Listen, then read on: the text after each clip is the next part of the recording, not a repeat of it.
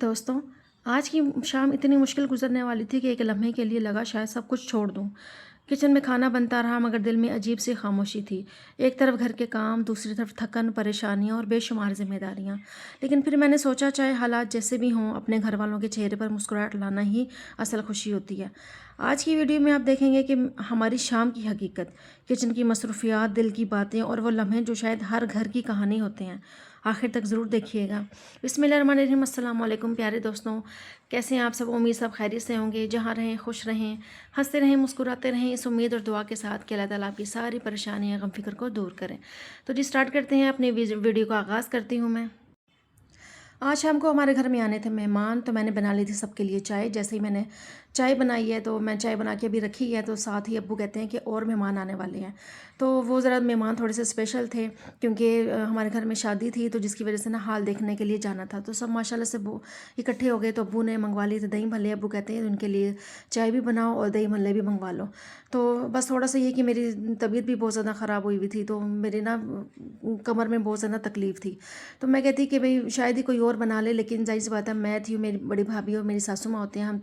और जैसे ही मैंने चाय बनाई, चाय बनाने के बाद मैंने जैसे देने लगी तो अब्बू मुझे कहते हैं कि अभी ना दो। तो बस फिर मैंने वहीं चाय दोबारा से उंडेल दी। मैंने कहा अभी नहीं दें। फिर इतने में थोड़े से ना सारे मेहमान इकट्ठे हो गए। हाल देखने के लिए जाना था, तो बस उनके लिए ना मेहमान माशाल्लाह मर्द हज़रात जो है ना वो सब इकट्ठे हुए, सब कज़न वगैरह। तो उनके लिए फिर अब्बू कहते हैं दही भल्ले मंगवा लो। तो साथ ही उनके लिए दही भल्ले मंगवाए हैं, तो जैसे उनको सर्व किया, कोल्ड ड्रिंक वगैरह दी हैं। फिर उसके बाद अब्बू कहते हैं चाय जो बनाई है अब वो आप दे दो। लेकिन वो जो चाय बनाई थी वो तो अब 1 घंटा उससे गुजर चुका था। तो फिर मुझे दर्द भी बहुत ज़्यादा तकलीफ़ हो रही थी मेरी बॉडी में। मुझे ऐसा फ़ील हो रहा था कि जैसे मुझे बुखार है। लेकिन ज़िम्मेदारियाँ जो ससुराली ज़िम्मेदारियाँ होती हैं वो तो हर हाल में पूरी करनी होती हैं। मैंने भी यहाँ से भी चाय बनाई। फिर जो चाय मैंने अपनी पहले बनाई थी वो मैंने सबको चाय दे दी। मैंने कहा आप सब पी लो, उसके बाद मैं दोबारा चाय बना दूँगी। फिर उसके बाद जब मेहमानों को सारा सर्व करने के बाद फिर उसके बाद मैंने दोबारा चाय बनाई। चाय बनाने के बाद जब उसके बाद के जो सारे बर्तन थे वो धोए, क्योंकि ज़िम्मेदारी थी मेरी। मैंने ना एक ड्यूटी होती है, मेरी होती है, एक मेरी भाभी की होती है। भी एक दिन सफाई वो कर लेती है और एक दिन जो है ना घर के जो सारे दिन के बर्तन होते हैं वो मैं धो लेती हूँ। फिर साथ हांडी की ज़िम्मेदारी भी थी। अच्छा ये होता है सब्ज़ी का, ये होता है कि माशाल्लाह हमारी फैमिली है, माशाल्लाह हम लोग 6 7 8 बंदे हैं घर के खाने वाले। तो वो फिर बच्चे तो हैं नहीं कि चलो थोड़ा-थोड़ा खाएँ, माशाल्लाह सही सही खाने वाले हैं। और फिर ये भी नहीं होता कि चलो कि कोई सब्ज़ी कम बने या दाल कम बने।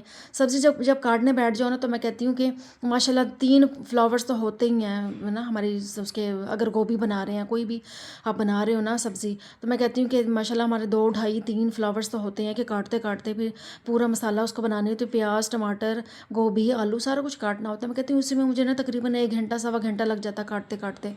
तो उस दिन मेरी तबीयत भी बहुत ज़्यादा ख़राब हुई थी। मैंने फिर ये काटे, फिर वहाँ से जब मैंने चाय वगैरह बना के मेहमानों से वहाँ से फ़ारिग होकर मैंने बर्तन धोए। बर्तन धोने के बाद मैंने हांडी बनानी थी। फिर मैंने साथ ही मैंने अपनी गोभी काटी है। गोभी काट के साथ ही मैंने बनाना शुरू हो गई। तो और मुझे ऐसा फ़ील हो रहा था कि अंदर मुझे ना हरारत महसूस हो रही है। तो थोड़ी थोड़ी ठंड भी लग रही थी, क्योंकि अब ये मेरी जो ये वीडियो है ना ये थोड़ी सी पुरानी है, तकरीबन 1 महीना पहले की आप लगा लें। तो क्योंकि अब मौसम ऐसा चल रहा है, ना सर्दी का पता चल रहा है ना गर्मी का पता चल रहा है। कभी सर्दी आ जाती है तो कभी गर्मी आ जाती है। तो ये भी पिछले महीने की मेरी वीडियो है। तो अप्रैल की आई थिंक ये वीडियो, मार्च अप्रैल की मेरी वीडियो बनी हुई है। तो इस वजह से आप मुझे देख रहे होंगे कि मैंने ना ये स्वेटर वगैरह ये सब पहने हुए हैं। तो जी बनाने के बाद फिर मैंने हांडी बनाई। हांडी बनाने के बाद फिर मुझे इतनी ज़्यादा थकावट हो गई थी कि साथ ही मुझे पता चला कि मैंने आटा भी गूँधना है। तो मैंने फिर साथ-साथ आटा भी गूँधा, बर्तन भी धोए, आटा भी गूँधा। वो फिर शाम की पूरी ज़िम्मेदारी ये मेरे सर पे आ गई थी। मैंने अपना सारे काम ख़त्म किए। ख़त्म करने के बाद फिर मुझे सिर्फ़ इस चीज़ की टेंशन होती है कि मैंने ना कारी साहब को ना रोटी देनी होती है।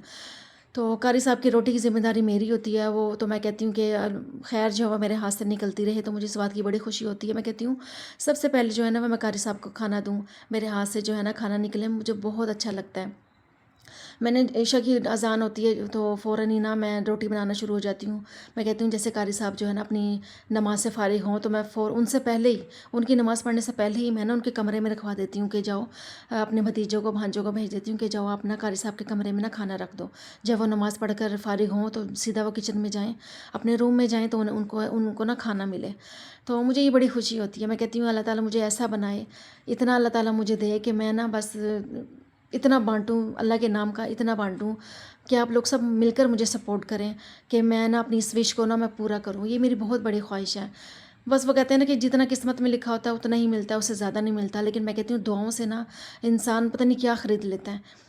दुआएँ बहुत जल्द अल्लाह ताला सुनते हैं, और मैं कहती हूँ आप सब मिलके मेरे लिए दुआ भी करें और मुझे सपोर्ट भी करें, ताकि मैं जल्द अज़ जल्द जो है ना, मैं जो मेरी विशेज़ हैं, जो मेरे दिल के अंदर हैं, वो मैं उन सारी विशेज़ को ना पूरा करूँ। खैर जी, यहाँ पे मेरा खाना भी बन के रेडी हो गया था, रोटी भी मैंने बना ली थी, कारी साहब को भी दे दिया था, और मैं इस कदर थक गई थी ना। अच्छा, मेरा ये होता है कि मैं ना फ़ौरन से खाना खा लेती हूँ। जैसे मैं रोटी बनाती हूँ ना, सबको अम्मी को दी, अब्बू को दी। जैसे ही रोटी दी, रोटी देने के खाना दिया मैंने सबको, फिर जिसने जो खाना, फिर वो बारी बारी आते हैं। मेरे हस्बैंड भी थोड़ा लेट आते हैं, 10 साढ़े 10 या पौने 11 बजे तक आते हैं। मैं इतना खाने का वेट नहीं कर सकती, और मुझे भूख लगी हो और मैं भूख बर्दाश्त नहीं कर सकती। मैं कहती हूँ मेरे सामने खाना पड़ा हुआ हो तो मैं कहती हूँ बस मैं इसको खा लूँ, और मैं नहीं इंतज़ार करती, और मेरे से होता भी नहीं है इंतज़ार।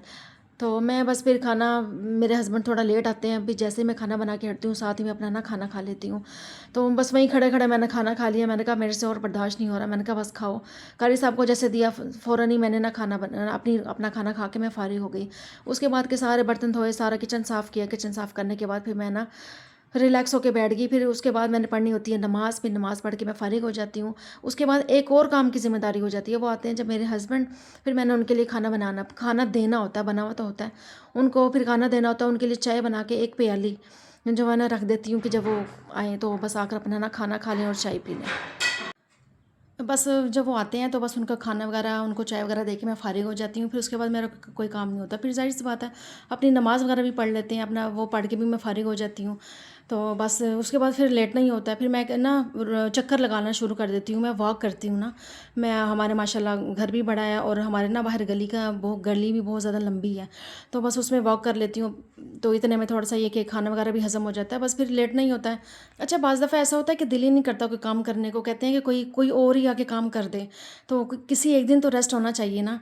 तो मैं ये चाहती हूँ कि चलो हफ्ते में एक बार तो कम से कम बंदे को रेस्ट मिलना चाहिए, एक लेडी को रेस्ट मिलना चाहिए, कि वो भी कोई बाहर घूमे फिरे, थोड़ा माइंड फ्रेश करे, कहीं अपने रिश्तेदारों के घर चली जाए, अपनी आपी सिस्टर किसी के घर भी चली जाए।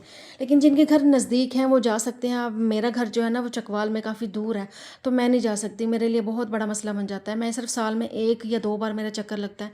यहाँ पे मेरे को रिलेटिव्स भी नहीं है कि चलो मैं उनके पास चली जाऊँ। लेकिन मैं कहती हूँ, मैं अब हस्बैंड को चाहिए कि वो अपनी ना वाइफ़ को एक बार कहीं घुमाने ले जाएँ, कहीं न कहीं ले जाएँ, ताकि उनका माइंड फ्रेश रहे। ये तो डेली रूटीन तो कभी ख़त्म ही नहीं होती। वही सारा दिन की नाश्ता, दिन का खाना, रात की रोटी, बस वही एक रूटीन से भी बंदा बहुत ज़्यादा बोर हो जाता है।